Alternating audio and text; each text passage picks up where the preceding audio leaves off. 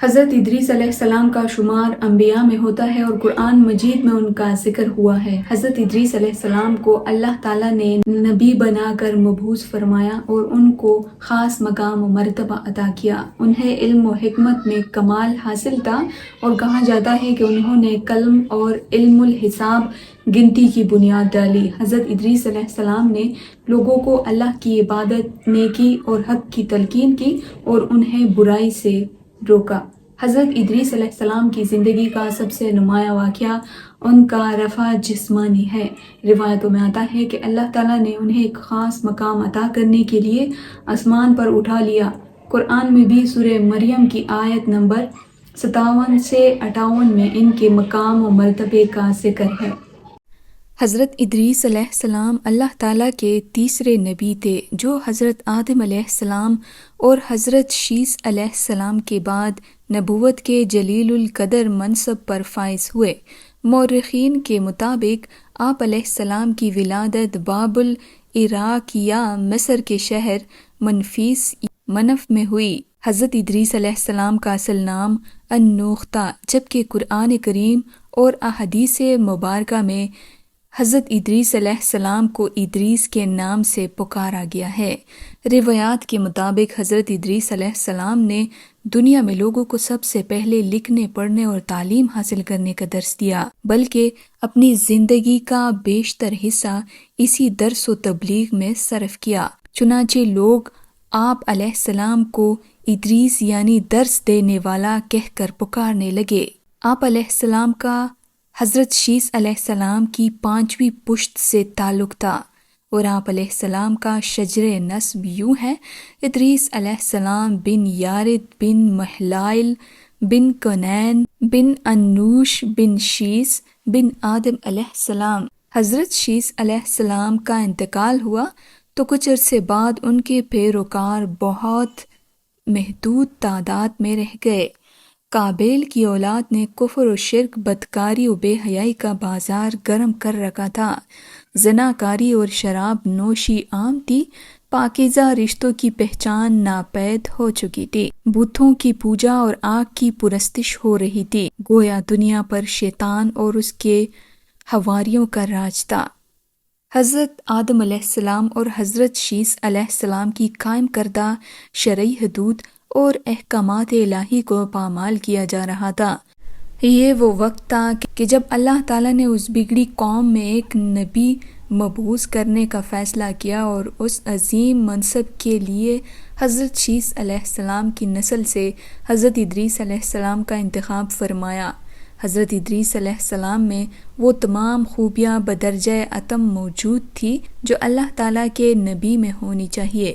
آپ علیہ السلام حضرت آدم علیہ السلام کے دین کے پیروکار، نہایت عبادت گزار، متقی، پرہیزگار اور انتہائی سچے انسان تھے۔ نبوت کے منصب پر فائز ہوتے ہی آپ علیہ السلام نے اپنی قوم کے بھٹکے ہوئے لوگوں میں وعظ و تبلیغ کا کام شروع کر دیا، لیکن راہ ہدایت کا یہ درس اور نیکی کی باتیں ان لوگوں کو بہت ناگوار گزر تھی، چنانچہ وہ آپ علیہ السلام کے دشمن ہو گئے۔ آپ علیہ السلام اور آپ کے پیروکاروں کو طرح طرح سے اذیتیں دینے لگے، یہاں تک کہ آپ علیہ السلام نے ان کی ایذا رسانیوں سے تنگ آ کر بابل سے ہجرت کا ارادہ کر لیا اور اپنے پیروکاروں کو اپنے اس فیصلے سے مطلع فرمایا چونکہ بابل دریائے فرات اور دریائے دجلہ کے کنارے ایک سرسبز و شاداب علاقہ تھا، لہٰذا لوگوں کے لیے اس علاقے سے ہجرت کرنا خاصا مشکل فیصلہ تھا، اور انہوں نے اس حوصلے سے تحفظات کا اظہار بھی کیا۔ لیکن پھر حضرت ادریس علیہ السلام کے سمجھانے پر وہ لوگ آپ علیہ السلام کے ساتھ ہجرت پر تیار ہو گئے۔ حضرت ادریس علیہ السلام اور ان کے پیروکاروں نے بابل سے مصر کا رخ کیا اور دریائے نیل کے کنارے آباد ہو گئے، جو بابل سے بھی زیادہ سرسبز و شاداب علاقہ تھا۔ حضرت ادریس علیہ السلام نے یہاں کے لوگوں میں درس و تبلیغ کے کام کو جاری رکھا۔ آپ علیہ السلام اس وقت لوگوں میں رائج تمام زبانوں سے واقف تھے اور عوام کو انہی کی زبان میں درس دیتے تھے۔ آپ علیہ السلام کا قرآن مجید میں 2 مرتبہ ذکر آیا ہے۔ سورہ مریم میں اللہ تعالیٰ فرماتے ہیں اور اس کتاب میں ادریس علیہ السلام کا ذکر بھی کیجیے، بے شک وہ بڑے سچے نبی تھے اور ہم نے ان کو بلند رتبے تک پہنچایا۔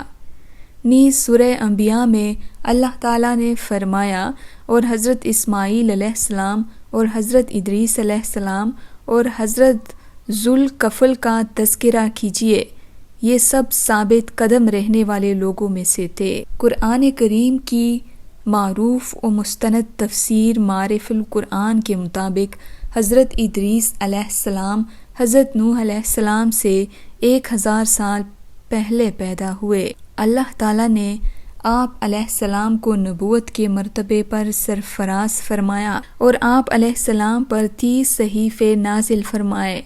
حضرت ادریس علیہ السلام وہ پہلے انسان ہیں جنہیں علم نجوم اور حساب بطور معجزہ عطا کیے گئے، نیز سب سے پہلے انہوں نے ہی قلم سے لکھنا اور کپڑا سینا ایجاد کیا۔ ان سے پہلے لوگ عموماً جانوروں کی کال لباس کے طور پر استعمال کیا کرتے تھے۔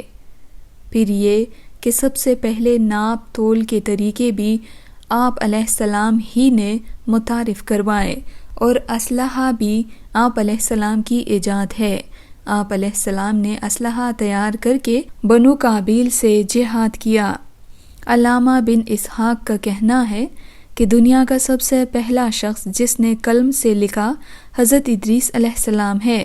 معاویہ بن حکم سلمہ رضی اللہ تعالیٰ عنہ سے مروی ہے کہ انہوں نے حضور پاک صلی اللہ علیہ وآلہ وسلم سے رمل کے بارے میں سوال کیا تو رسول اللہ صلی اللہ علیہ وآلہ وسلم نے فرمایا، ایک پیغمبر تھے جنہوں نے یہ لکھا، لہٰذا جس شخص کا خط ان کے موافق ہو جائے تو اچھا ہے۔ علماء تفسیر فرماتے ہیں کہ پہلا شخص جس نے تبلیغ دین کے لیے وعظ و خطاب کا سلسلہ شروع کیا وہ حضرت ادریس علیہ السلام تھے۔ ہلال بن سیار کہتے ہیں کہ حضرت ابن عباس نے حضرت کعب رضی اللہ تعالیٰ عنہ سے پوچھا کہ قرآن پاک کی اس آیت وَرَفَعْنَا مَكَانًا عَلَيَّ اور ہم نے ان کو اونچی جگہ اٹھا لیا کا کیا مطلب ہے؟ تو حضرت کعب رضی اللہ تعالیٰ عنہ نے فرمایا، اللہ عز و جل نے حضرت ادریس علیہ السلام کی طرف وحی بھیجی کہ میں تمہیں ہر روز تمام نبی آدم کے اعمال کے برابر درجات دیتا ہوں۔ اس سے مراد اس زمانے کے تمام نبی آدم ہے۔ تو حضرت ادریس علیہ السلام نے چاہا کہ پھر تو اعمال میں اور اضافہ ہونا چاہیے، لہٰذا جب ان کے پاس فرشتے آئے تو انہوں نے وحی کا ذکر کرتے ہوئے کہا، میں چاہتا ہوں کہ ملک الموت سے بات کروں اور پوچھوں کہ کب تک میری زندگی باقی ہے۔ فرشتے نے حضرت ادریس علیہ السلام کو اپنے پھروں پر اٹھایا اور انہیں لے کر آسمان کی طرف بلند ہو گیا۔ جب وہ چوتھے آسمان پر پہنچے تو ان کی ملک الموت سے ملاقات ہو گئی جو نیچے اتر رہے تھے۔ حضرت ادریس علیہ السلام کے دوست فرشتے نے ملک الموت سے حضرت ادریس علیہ السلام کے بارے میں ذکر کیا تو اسرائیل علیہ السلام نے پوچھا، حضرت ادریس علیہ السلام کہاں ہے؟ فرشتے نے جواب دیا کہ وہ میری پشت پر ہے۔ اس پر ملک الموت نے حیرت کا اظہار کرتے ہوئے کہا، واہ، تعجب ہے، مجھے پروردگار کی طرف سے کہہ کر بھیجا گیا ہے کہ حضرت ادریس علیہ السلام کی روح چوتھے آسمان پر قبض کر لو، تو میں نے سوچا کہ وہ تو زمین پر ہے، ان کی روح چوتھے آسمان پر کیسے قبض کروں؟ ابھی اسی سوچ و بچار میں تھا اور زمین پر اتر رہا تھا کہ تم انہیں لے کر چوتھے آسمان پر آ گئے۔ پھر ملک الموت نے ان کی روح قبض کر لی۔ ابن ابی حاتم نے بھی اس آیت کی تفسیر کے ذیل میں اس حدیث کو ذکر کرتے ہوئے یہ اضافہ کیا ہے کہ حضرت ادریس علیہ السلام نے فرشتے سے کہا، ملک الموت سے میرے بارے میں سوال کرو کہ میری عمر کتنی باقی رہ گئی ہے، جبکہ حضرت ادریس علیہ السلام فرشتے کے ساتھ ہی تھے۔ فرشتے کے سوال پر ملک الموت نے کہا، جب تک میں انہیں دیکھ نہ لوں اس وقت تک کچھ نہیں بتا سکتا۔ پھر ملک الموت نے حضرت ادریس علیہ السلام کو دیکھ لیا تو فرشتے سے کہا کہ آپ مجھ سے ایسے شخص کے بارے میں سوال کر رہے ہیں جس کی زندگی پلک جھپکنے سے زیادہ نہیں رہی۔ پھر فرشتے نے پھر کے نیچے حضرت ادریس علیہ السلام کو دیکھا تو ان کی وفات ہو چکی تھی۔ روضۃ الصفیہ کے مصنف تحریر کرتے ہیں کہ حضرت ادریس علیہ السلام کثرت سے اللہ تعالیٰ کی حمد و ثناء اور عبادت میں مصروف رہتے تھے اور فرشتوں میں نہایت محبت اور عقیدت اور احترام کی نظروں سے دیکھے جاتے تھے۔ فرشتے ان کے پاس آتے اور ان کی صحبت میں بیٹھا کرتے تھے۔ چنانچہ ایک مرتبہ حضرت اسرائیل علیہ السلام بھی اللہ تعالیٰ سے اجازت لے کر آئے اور انسانی شکل میں بہت دیر تک ان کی صحبت میں حاضر رہے۔ حضرت ادریس علیہ السلام کو جب معلوم ہوا کہ یہ کوئی انسان نہیں بلکہ حضرت اسرائیل علیہ السلام ہے اور روح قبض کرنے کی خدمت پر مامور ہے، تو آپ علیہ السلام نے ان سے فرمایا کہ میرا دل چاہتا ہے کہ تم مجھے موت کا ذائقہ چکھاؤ۔ اس پر حضرت اسرائیل علیہ السلام نے اللہ تعالیٰ کی اجازت سے ان کی روح نکالی اور پھر واپس کر دی۔ اس کے بعد حضرت ادریس علیہ السلام نے ان سے فرمایا، میرا دل چاہتا ہے کہ میں جنت اور دوزخ دیکھوں۔ چنانچہ حضرت اسرائیل علیہ السلام نے اللہ تعالیٰ سے اجازت لے کر انہیں دوزخ دکھائی۔ وہ دوزخ دیکھ کر جنت میں آئے اور بہت دیر تک وہاں کے منظر دیکھتے رہے۔ آخر حضرت اسرائیل علیہ السلام نے عرض کیا کہ اب واپس تشریف لے چلیے، مگر حضرت ادریس علیہ السلام نے جواب میں کہا کہ جب تک جنت و دوزخ کو پیدا کرنے والا مجھے یہاں سے جانے کا حکم نہیں دے گا اس وقت تک میں یہاں سے نہیں جاؤں گا۔ چنانچہ اللہ تعالیٰ نے ایک فرشتے کو مقرر فرمایا کہ وہ ان کے درمیان فیصلہ کر دے۔ حضرت اسرائیل علیہ السلام نے اس فرشتے کو پوری صورتحال بتائی۔ پھر حضرت ادریس علیہ السلام نے فرمایا، میں قانون خداوندی کے مطابق موت کا ذائقہ چکھ چکا ہوں اور اب جنت میں آ گیا ہوں، کیونکہ حق تعالیٰ نے فرمایا ہے وَمَا هُمْ بِخَارِجِينَ مِنْهَا، چونکہ اللہ تعالیٰ نے فرمایا یعنی ہم تم کو اس سے نہیں نکالیں گے، لہٰذا میں یہاں سے نہیں جانا چاہتا۔ حضرت کعب احبار کی روایت ہے کہ فرشتے نے اللہ تعالیٰ کے حکم سے فیصلہ کیا کہ اچھا آپ علیہ السلام چھٹے آسمان پر رہیے اور فرشتوں کے ساتھ عبادت کیجیے۔ چنانچہ حضرت ادریس علیہ السلام چھٹے آسمان پر فرشتوں کے ساتھ عبادت میں مشغول رہتے ہیں۔ حضرت ادریس علیہ السلام چوتھے آسمان پر ہے۔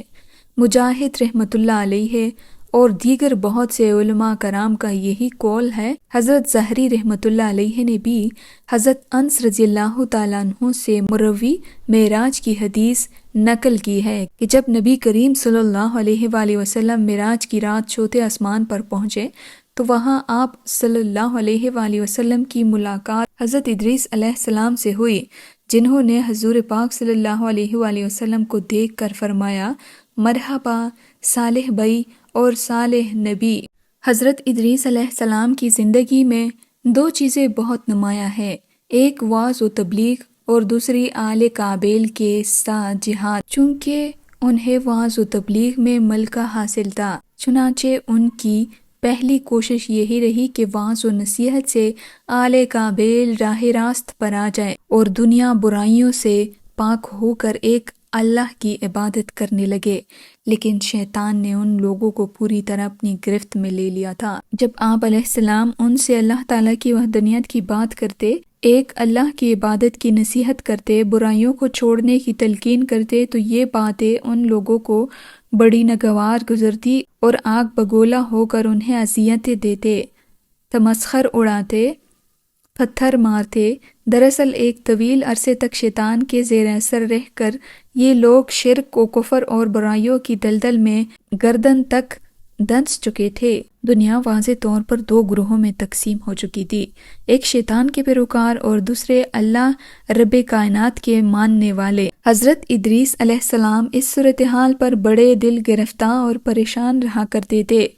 آپ علیہ السلام نے لاکھ کوشش کی کہ کسی طرح تبلیغ کے ذریعے ان لوگوں کو راہ راست پر لایا جا سکے، لیکن جب کوئی صورت نظر نہ آئی تو انہوں نے اللہ تعالیٰ کے حکم سے ان لوگوں کے خلاف جہاد کا فیصلہ کیا۔ انہوں نے اللہ اور اس کے پیغمبر پر ایمان رکھنے والے نوجوانوں کی ایک جماعت کے ساتھ آل کابیل کے ساتھ جہاد کیا، جس میں اللہ تعالیٰ نے انہیں کامیابی عطا فرمائی اور بہت سے لوگ دین حق کی جانب راغب ہو گئے۔